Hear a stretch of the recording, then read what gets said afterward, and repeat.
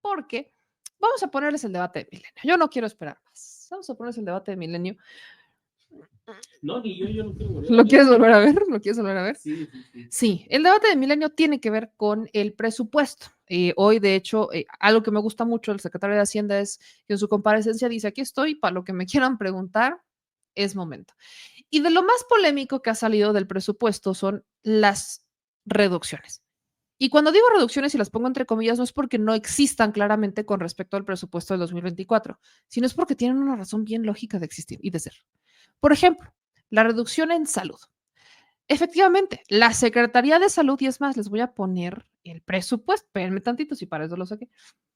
Les voy a poner el presupuesto, porque lamentablemente, cuando hablan los panistas, por ejemplo, es que en la Secretaría de Salud hay una reducción histórica que es muy lamentable y no hay medicinas y otra vez que los niños del cáncer, ajá, la megafarmacia, ajá, cada que dicen eso, se les olvida que el sector salud no solamente está encabezado, o sea, sí está encabezado, pero no es la única dependencia que existe en el sector salud.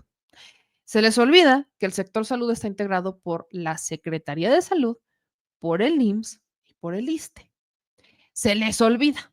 Entonces, en este olvido pero que para nada es un olvido este ocasional o para nada es un olvido, llamémosle ocurrente, no es como que hoy dijeron, se me olvidó. No, no, no.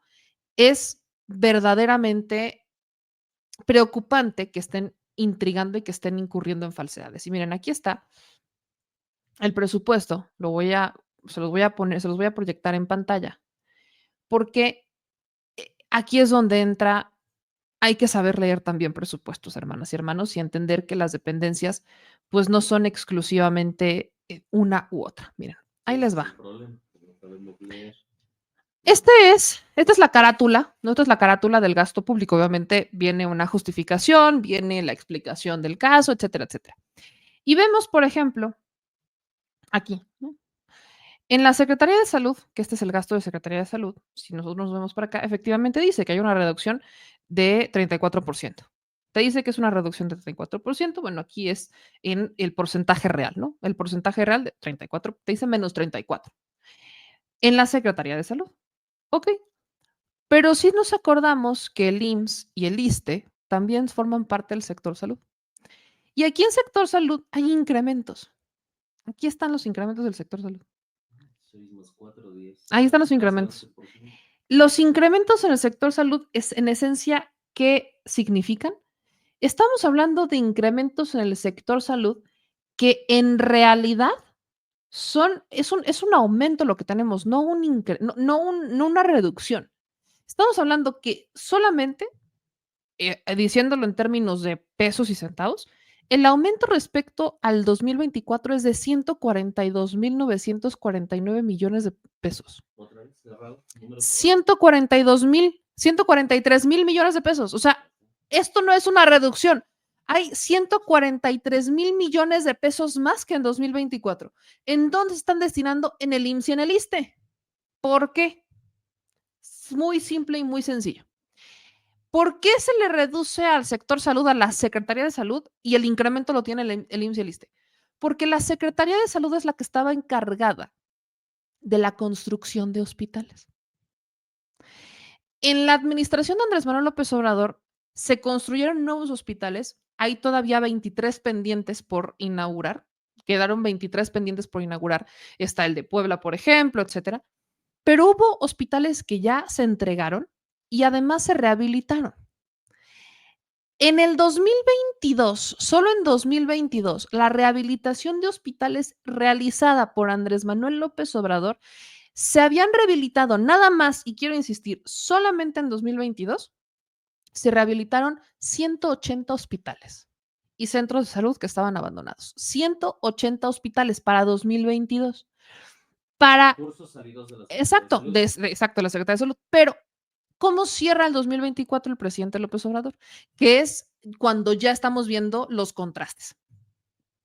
Lo cierra de la siguiente manera. Tal cual, hubo una construcción y un aceleramiento histórico en el IMSS, porque la infraestructura hospitalaria, cuando hablamos de infraestructura, no solamente hablamos de la creación de hospitales, sino hablamos de la rehabilitación, mejoramiento, más camas, etcétera, equipos, etcétera, que en 20 años.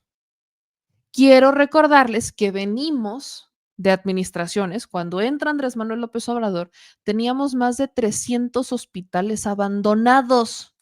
Algunos por fallas, porque había problemas legales, porque había problemas logísticos y otros meramente porque los quisieron abandonar y no les importó más. Entonces, ¿qué hospitales, por ejemplo, se mejoraron o se trabajaron? ¿Cuál fue el incremento que se hizo en la infraestructura hospitalaria para 2024, que es con el que se va Andrés Manuel? 144 camas en el Hospital General de Zona, que es en el Tula Hidalgo, el que iba a ser la refinería. Todos nos acordamos de la refinería. Sí nos acordamos de lo que iba a ser una refinería, ¿verdad? Bueno, eso se convirtió, exacto, que originalmente fue solo una barda. Bueno, esa barda se convirtió en un hospital. 180 camas en el Hospital de Ignacio Zaragoza en la Ciudad de México, 36 de 180 camas en San Alejandro Puebla, ese todavía está pendiente. En el Hospital General Regional, 260 camas en Ciudad Juárez, 70 camas en Ticul, Yucatán, 144 camas en Tuxtla Gutiérrez, 90 camas en Navojoa, Sonora, 216 camas en Ensenada, Baja California, el Hospital General de la Subzona de 72 camas en Guanajuato, etcétera. Estábamos hablando de una inversión histórica. ¿Qué es lo que deja? El seguro social que operó, que venía operando todo este seguro, tenía más, o sea, Andrés Manuel le suma 251 hospitales en conjunto a lo que ya tenía la infraestructura del IMSS. Insisto, quedan pendientes por inaugurar, por ejemplo, el San Alejandro de Puebla, o sea, quedan pendientes, pero le deja a la presidenta 23 hospitales pendientes, más los que todavía la presidenta anuncie. Porque claro, no es suficiente, no es suficiente con los hospitales que tenemos, no es suficiente. Claro que no, nunca va a ser suficiente, porque tenemos más de 139 millones de mexicanos sin haciendo. No es suficiente, la infraestructura hospitalaria necesita crecer. Entonces, pasamos de un abandono de 370 hospitales a la construcción y rehabilitación de hospitales que aún faltan todavía por terminar, que aún faltan todavía por hacer. Sobre todo en donde se concentraron los hospitales que se hicieron, Oaxaca, Guerrero, Hidalgo. Se concentraron sobre todo Chiapas, exacto, en las zonas más pobres, en las zonas más olvidadas.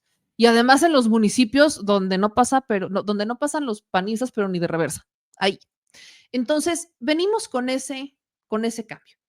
Por eso es que vemos que hoy en el presupuesto de la Secretaría de Salud ya no tienes ese super presupuesto. ¿Por qué? Porque ahorita no van a construir hospitales. O sea, ya terminaron hospitales. El presupuesto para el 2024 ya incluía los 23 que le heredan a Claudia Sheinbaum. Ahí está. Entonces, ¿por qué vas a pedir más presupuesto en la Secretaría de Salud cuando, y en esencia hay que entender esto sobre el presupuesto 2025, este presupuesto está buscando equilibrar el barco? Porque venimos de un gasto grande que se hizo en esta administración donde se adquiere deuda, la de AMLO, la última, para poder terminar las obras. Entonces, exacto, o sea, ¿sí hubo una deuda?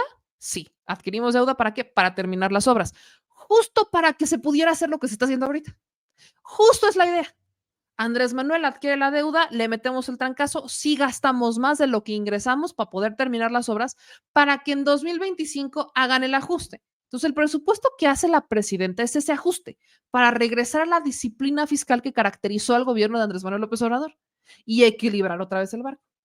Ahí es donde viene incluso el debate de vale la pena o no hacer una reforma fiscal. Yo creo que sí vale la pena hacer una reforma fiscal, no como la ha querido plantear Ricardo Monreal, vale la pena decirlo, pero sí creo que vale la pena explorar el hacer una reforma fiscal para que sea justo lo que pagamos unos y otros, para que sea justo lo que pagan los empresarios que más tienen, pero que también sea justo lo que pagamos los que no ganamos los miles de millones que ganan ellos. No es que paguen más, es que paguen de acuerdo a los ingresos. O sea, los que menos, o sea, por ejemplo, las MIPIMES, estas empresas, ¿por qué tendrían que pagar bajo la misma cuota, bajo el mismo porcentaje que pagan las empresas que ganan 35,000 millones, o sea, los millones de pesos que ganan?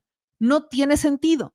La miscelánea fiscal medio intentó amortiguarlo con el régimen simplificado de confianza, pero aún no es suficiente porque los tabuladores cambian. O sea, lo que hace el régimen simplificado, que es la miscelánea de AMLO, es que aquellos que no tienen esos grandes ingresos tengan mayor liquidez, que puedas tener esa mayor liquidez, porque es una realidad que si seguimos con el mismo tabulador de impuestos, todos, ni vas a tener más empresas nuevas, ni vas a tener más gente, y los que más tienen van a seguir en la gloria, porque para ellos un 16% no representa lo mismo que representa para alguien que apenas está empezando con una empresa, con su negocio, con su comercio, y evidentemente no te ajustas. Creo que esa es la esencia de una reforma fiscal que valdría la pena explorarse. Confírmame algo. ¿El presupuesto incluye salarios o nada más infraestructura? No, presupuesto incluye todo. Todo.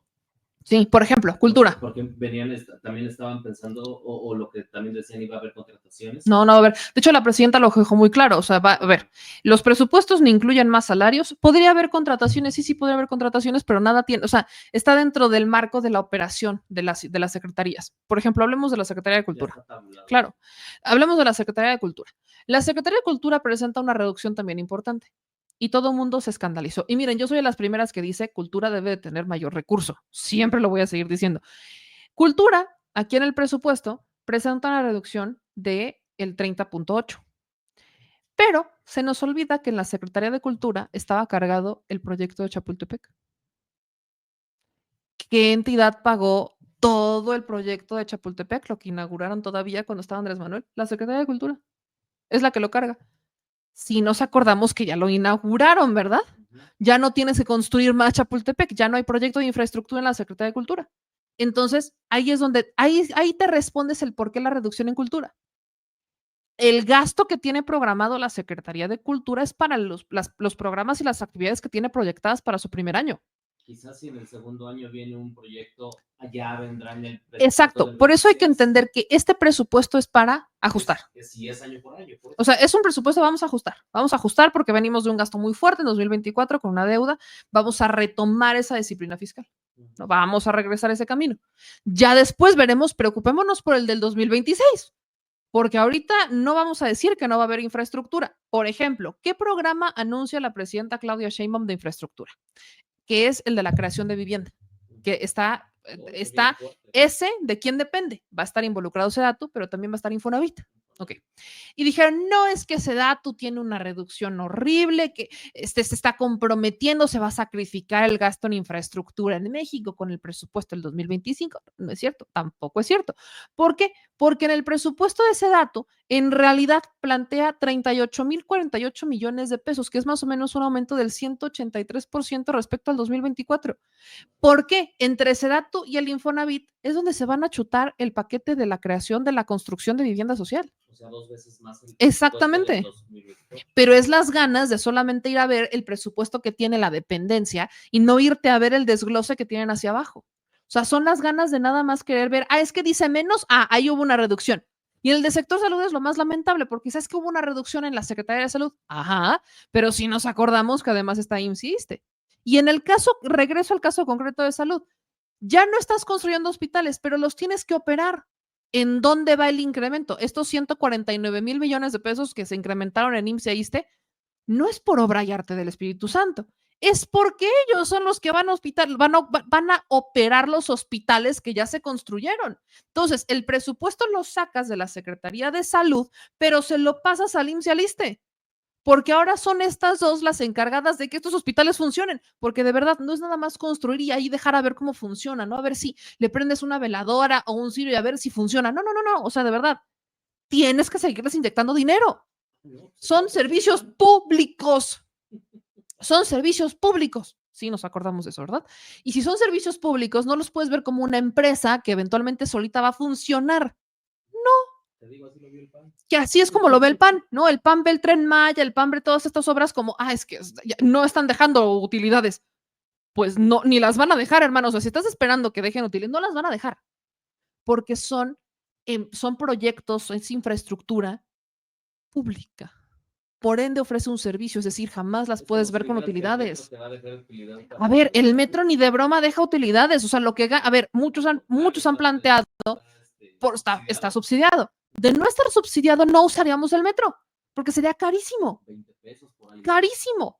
Muchos han planteado es que hay que subir el precio del boleto del metro para entonces mejorar la infraestructura, pero es el debate eterno. Por ejemplo, los concesionarios, ¿no?, de transportistas quieren que por ejemplo, en el caso de Puebla, quieren que el costo del boleto de transporte del camión nos cueste entre 19 pesos, pero que estamos locos.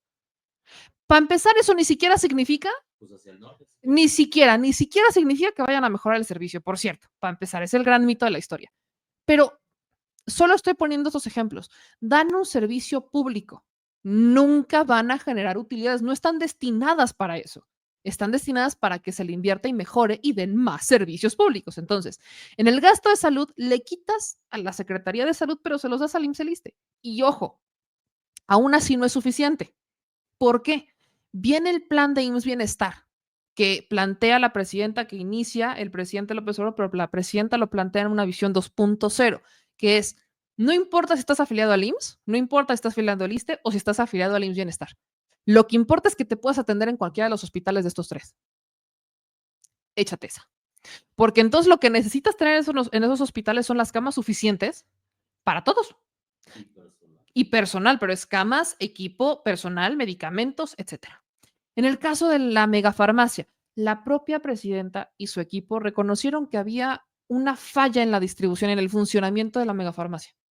Y con la simplificación que quieren hacer o que están iniciando con la Agencia de Innovación Digital y la fusión que están haciendo con la Secretaría de Salud, están cambiando la manera en la que funciona para que porque lo que planteaba, por ejemplo, si no estoy mal, es Eduardo Clark, planteaba que cuando está en la megafarmacia, tú tenías que ir por el medicamento hasta allá. O sea, no había una distribución hacia afuera. Tú tenías que ir hasta allá. Entonces, eso te bloqueaba el acceso mucho porque, pues, ¿cómo te vas a mover una persona enferma que está, pon tú en, no sé, ponle en Madero, Chihuahua, hasta la Sierra Tarahumara, y bájate desde allá hasta el Estado de México, enfermo? ¿Cómo le vas a hacer? Vete hasta Chiapas, ahí literalmente en la frontera con Guatemala. Enfermo, vete hasta el Estado de Puerto. Evidentemente no. Entonces, ¿qué es lo que están diseñando desde la fusión que hacen con la innovación digital y con la Secretaría de Salud? ¿Cómo vamos a replantear las medicinas? Y además venimos con el tema de los medicamentos, cómo adquirimos los medicamentos, que sigue siendo un coco, ¿no? Recordemos que la adquisición de medicamentos estaba prácticamente secuestrada por políticos y empresarios y nos vendían a sobrecosto las medicinas. Entonces, bajo ese contexto hay que ver el presupuesto.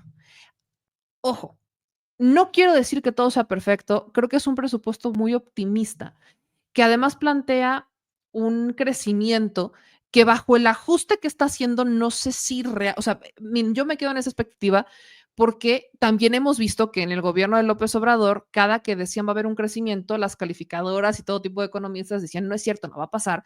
Y órale, sí venía un crecimiento, no como lo planteaban, no del 3.3%, pero sí de un 2, cuando originalmente las calificadoras planteaban un 1, ¿no? Entonces, creo que es un presupuesto optimista y hay que entender este presupuesto desde la única lógica posible. Es un presupuesto de reajuste.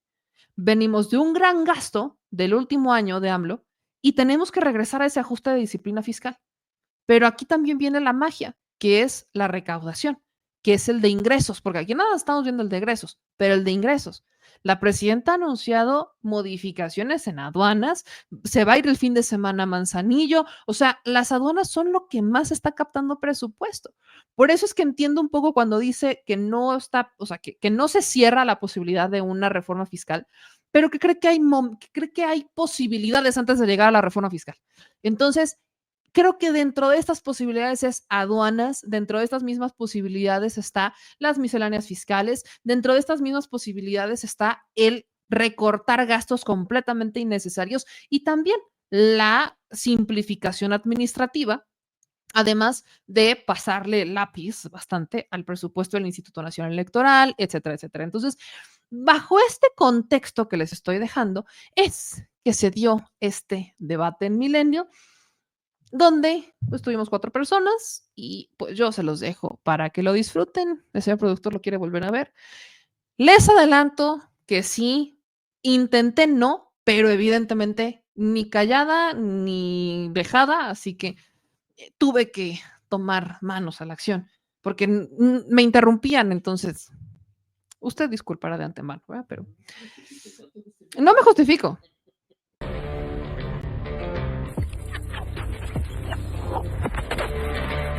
Es miércoles. Incluir eso.